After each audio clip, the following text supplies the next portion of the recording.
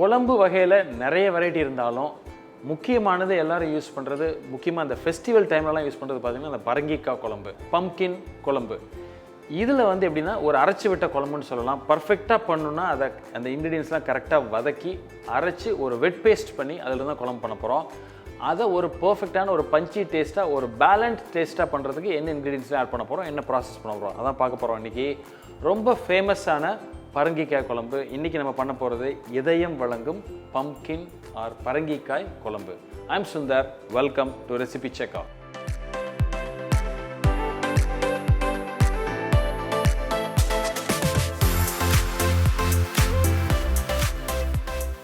இந்த பரங்கிக்காய் குழம்புல ரொம்ப ஒரு யூனிக்கான விஷயம், ஒரு வித்தியாசமான விஷயம் என்ன அப்படின்னு கேட்டிங்கன்னா, இந்த பர்டிகுலர் ரெசிபியில் நம்ம கடலெண்ணெய் யூஸ் பண்ண போகிறோம், நல்லெண்ணெய் யூஸ் பண்ண போகிறோம். மந்த்ரா கடலெண்ணெய் யூஸ் பண்ணி தான் பண்ண போகிறோம். அதே மாதிரி இதயம் நல்லெண்ணெய், ரெண்டும் ஒரு பியூட்டிஃபுல்லான ஆயில்.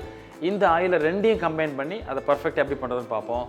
நம்ம குக்கிங் ப்ராசஸ்க்கு போகிறதுக்கு முன்னாடி இதுக்கு தேவையான பொருட்கள் என்ன அப்படின்னு வாங்க பார்த்துருவோம்.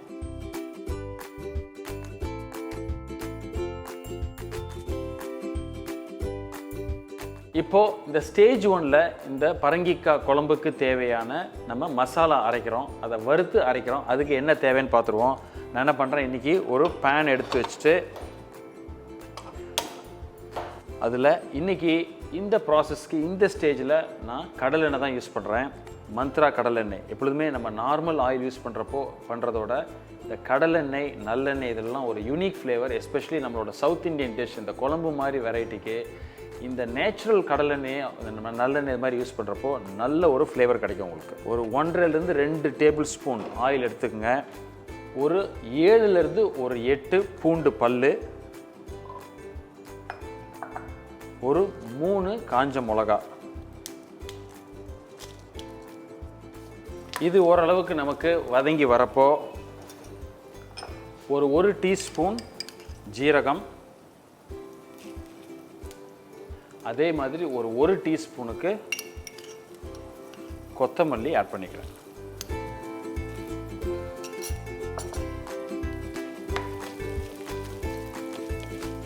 ஸோ அது கொஞ்சம் லைட்டாக வதங்கி வரப்போ ஒரு 7 to 8 கருவேப்பிலை, நம்ம உரித்து வச்சிருக்கிற ஒரு 15 to 20 சின்ன வெங்காயம்.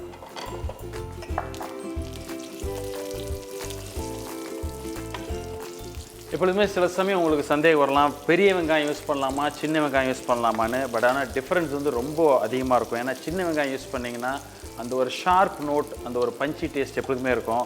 ஸோ எப்போல்லாம் உங்களுக்கு சின்ன வெங்காயம் அந்த மாதிரி குழம்பு நம்ம சவுத் இண்டியன் வெரைட்டியில் அந்த மாதிரி இருந்ததுன்னா சின்ன வெங்காயமே யூஸ் பண்ணுங்கள். ஸோ இதில் அந்த வெங்காயம் நமக்கு ஓரளவுக்கு வதங்கி வரப்போ இந்த ஸ்டேஜில் ஒரு பெரிய தக்காளி பாதி அளவு, இல்லை ஒரு சின்ன தக்காளியாக இருந்தால் ஒரு தக்காளி.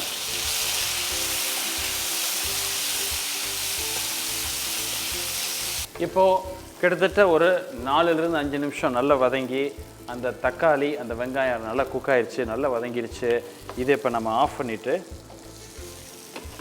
இது கொஞ்சம் ஆறணுன்னே நம்ம திருகி வச்சுருக்கிற ஒரு 3/4 அளவு மூடி தேங்காய், அதை வந்து இதோட சேர்த்து உப்பு போட்டு மிக்சியில் அரைச்சி நம்ம ஒரு பேஸ்ட்டாக எடுத்து வச்சுக்கிறோம். இதுதான் இந்த குழம்புக்குள்ள பேஸு. ஸோ இது கொஞ்சம் ஆறணுன்னா மிக்சியில் அரைச்சிட்டு நம்ம அடுத்த ஸ்டேஜுக்கு போகலாம். இப்போது நம்ம வதக்கின ஆனியன், இந்த வெங்காயம், தக்காளி மற்றதெல்லாம் என்ன பண்ணிட்டோம், அரைச்சி இந்த மாதிரி நல்ல ஒரு பேஸ்ட்டாக எடுத்துட்டோம். இதுதான் இந்த குழம்புக்குள்ள பேஸ். ஸோ இது இப்போ ரெடி. அடுத்து இப்போ நம்ம போகிறது வந்து ஸ்டேஜ் 2. இந்த குழம்பு எப்படி பர்ஃபெக்டாக ஃபினிஷ் பண்ணி ஒரு பக்காவாக பண்ணுறதுன்னு பார்ப்போம்.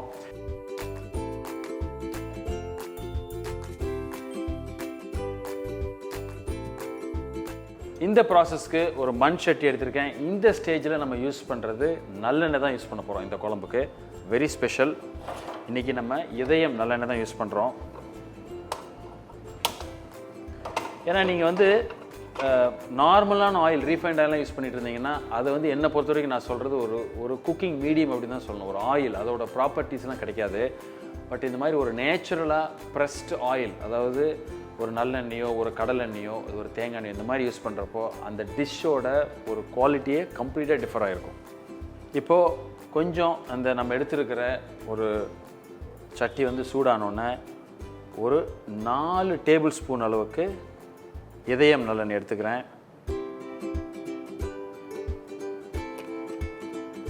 ஸோ இதில் எண்ணெய் கொஞ்சம் லைட்டாக சூடானோன்னே நான் என்ன பண்ணுறேன் அப்படின்னா ஒரு அரை ஸ்பூன் அளவுக்கு வெந்தயம் போடுறோம். ரொம்ப முக்கியம், ரொம்ப சூடாக இருக்கக்கூடாது, கண்ட்ரோலாக இருக்கணும். வெந்தயம் கருகிடுச்சுன்னா கசந்துடும், ரொம்ப முக்கியம்.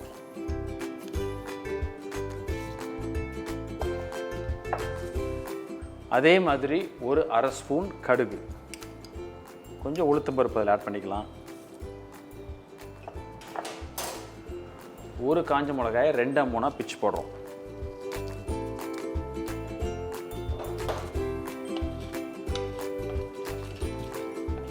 நம்ம போட்டிருக்கிற கடுகு கொஞ்சம் பொரிஞ்சு வரப்போ ஒரு 10லிருந்து ஒரு 15 இலை வந்து கருவேப்பிலை,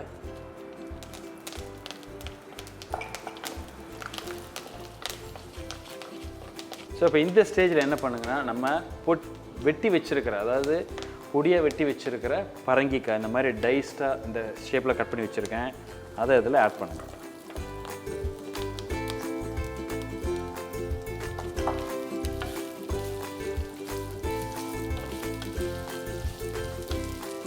இந்த பரங்கிக்காய் போட்டு ஓரளவுக்கு நல்லா வதக்கிடுங்க. கிட்டத்தட்ட அதுலேயே ஒரு பாதி அளவுக்கு அது குக் ஆயிரும். ஏன்னா எப்பொழுதுமே இந்த பரங்கிக்காய் வந்து வதங்குறப்போ, அந்த ரோஸ்ட் ஆகிறப்ப தான் அது ஒரு வித்தியாசமான ஒரு நல்ல ஒரு வாசனை, அந்த அரோமா கொடுக்கும். அந்த ஃப்ளேவர் இந்த குழம்புக்கு ஒரு தனியான ஒரு ப்ராசஸ். ஏன்னா இந்த ப்ராசஸ் நிறைய பேர் பரங்கிக்காய் நல்லா வதக்க மாட்டாங்க, பட் பரங்கிக்காய் வதங்குறப்போ அந்த ரோஸ்டட் பம்ப்கின் அப்படின்ற அந்த ஒரு ஃப்ளேவர் அது வந்து ரொம்ப முக்கியம். இந்த ப்ராசஸ்க்கு அது ரொம்ப யூஸ்ஃபுல்லாக இருக்கும். இப்போது நம்ம போட்ட பரங்கிக்காய் ஓரளவு வதங்கி ஒரு ஸ்டேஜ்க்கு வந்திருக்கு. ஸோ இந்த ஸ்டேஜில் நம்ம என்ன பண்ணலாம் அப்படின்னா நம்ம இப்போ இந்த பொடி, காரப்பொடி என்ன போடுமோ சேர்க்க போகிறோம். இப்போ நான் என்ன பண்ணுறேன் அப்படின்னா ஒரு 1/4 ஸ்பூன் அளவுக்கு மஞ்சப்பொடி, குழம்பு மிளகாத்தூள் எல்லா இடத்துலையும் கிடைக்கும். ஸோ இந்த குழம்பு மிளகாத்தூள் தான் இதுக்கு ஆட் பண்ண போகிறோம். நம்ம வெறும் சில்லி பவுடர் ஆட் பண்ணல. ஸோ இது ஒரு 1.5 ஸ்பூன், ஏன்னா ஏற்கனவே ஒரு 3 மிளகா காஞ்ச மிளகாயை அரைச்சி நம்ம அந்த பேஸ்ட் ஆட் பண்ணியிருக்கோம். ஸோ அதனால் ஒரு 1.5 ஸ்பூன் அளவுக்கு இதில் ஆட் பண்ணிக்கோங்க.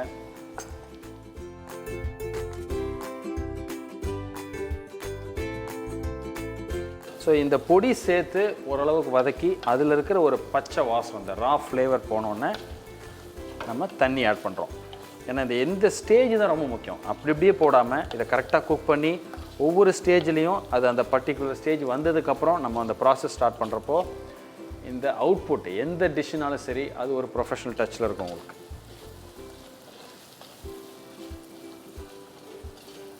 ஸோ இந்த ஸ்டேஜில் நான் என்ன பண்ணுறேன், இதுக்கு தேவையான தண்ணி இப்போ ஆட் பண்ணுறேன்.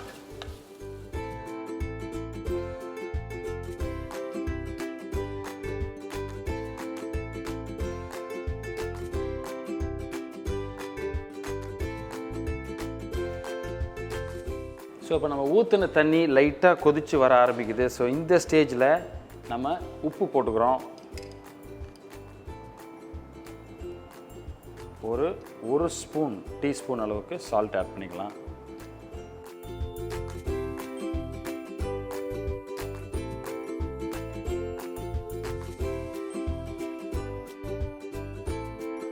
ஸோ இப்போ தண்ணி ஊற்றிட்டோம், நல்ல ஒரு கொதி வந்துருச்சு.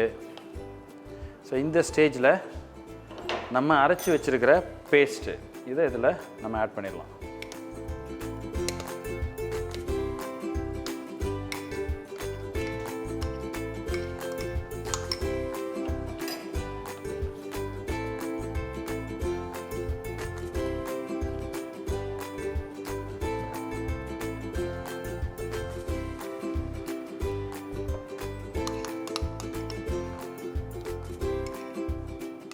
அந்த பேஸ்ட் ஆட் பண்ணிவிட்டு ஒரு 1/4 ஸ்பூன் பெருங்காயப்பொடி ஆட் பண்ணிடுங்க.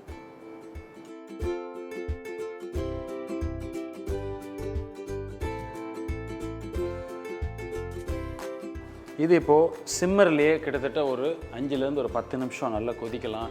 எப்பொழுதுமே இந்த குழம்புல நல்லா குக் ஆயிடுச்சு அப்படின்னா நம்ம முன்னாடி ஃபஸ்ட்டில் ஆட் பண்ண அந்த ஆயில் வந்து நல்லா குக் ஆகி அழகாக செப்பரேட்டாக மேலே மிதக்கும். அந்த ஸ்டேஜ் வரைக்கும் இருக்கலாம். அது வரைக்கும் நல்லா சிம்மர் பண்ணி வச்சிடுறேன். ஸோ இப்போ கிட்டத்தட்ட ஒரு 10லேருந்து ஒரு 15 நிமிஷம் சிம்மர்லேயே இது நல்லா கொதிச்சிருச்சு. நல்ல அழகாக பார்த்தீங்கன்னா அந்த கன்சிஸ்டன்சி, இந்த லைட்டான ஒரு ஆயில் செப்பரேஷன் எல்லாம் வந்து அந்த மசாலா அது எல்லாம் நல்லா குக் ஆகி அந்த பச்சை வாசனை போய் நம்ம குக் பண்ணுறப்பே நமக்கு அந்த ஒரு ஃப்ளேவர் கரெக்டாக தெரியும். ஸோ இந்த ஸ்டேஜில் நான் என்ன பண்ணுறேன் அப்படின்னா, நம்ம அந்த மண் சட்டியில் குக் பண்ணுறதுனால இந்த ஹீட் ரிட்டென்ஷன் வந்து ரொம்ப இருக்கும். நம்ம ஆஃப் பண்ணதுக்கப்புறமும் அது நல்லா கொச்சிருக்கோம். அதனால் இந்த ஸ்டேஜில் நான் ஸ்டவ் ஆஃப் பண்ணிவிட்டு ஒரு பேலன்ஸ்டு டேஸ்ட்டுக்காக கொஞ்சோண்டு வெல்லம் ஒரு சின்ன பீஸ் ஆட் பண்ணுங்கள்.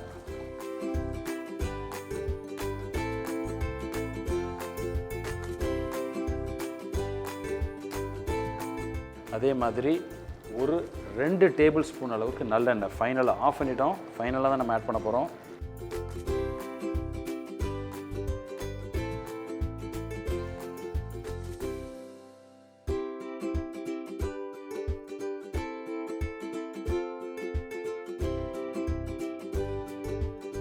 சொன்ன மாதிரி பார்த்தீங்கன்னா இப்போ ஆஃப் பண்ணி கிட்டத்தட்ட அந்த மண் சட்டியில் சமைக்கிறதோட ஒரு பியூட்டியை, அந்த ஹீட், அந்த குக்கிங் ப்ராசஸ் வந்து ரொம்ப பியூட்டிஃபுல்லாக இருக்கும். ஸோ இது ஆல்மோஸ்ட் இட்ஸ் ஓவர். ஸோ இப்போ இந்த ஸ்டேஜில் கொஞ்சம் வெட்டி வச்சிருக்கிற நம்ம கொத்தமல்லி,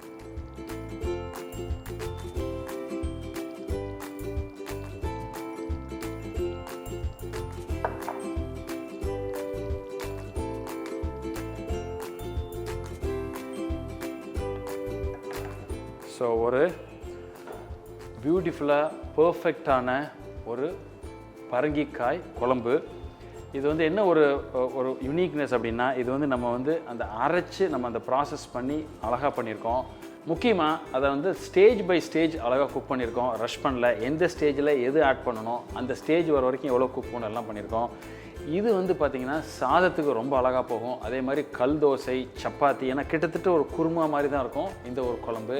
சமைச்சு சாப்பிட்டு பார்த்துட்டு எப்படி இருக்குன்னு எங்களுக்கு கமெண்ட் பண்ணுங்கள். வீடியோ பிடிச்சிருந்தா எங்களுக்கு ஒரு லைக் கொடுங்க, ஃப்ரெண்ட்ஸோடு ஷேர் பண்ணுங்கள். இதே மாதிரி இன்னொரு நாள் ஒரு வீடியோவில் ஒரு ட்ரெடிஷ்னல் ஒரு சமையலாக இருந்தாலும் அதில் இருக்கிற டிப்ஸ் அண்ட் டெக்னிக்ஸ் ப்ராசஸோடு மீட் பண்ணுறேன். அது வரைக்கும் ஹாப்பி குக்கிங்.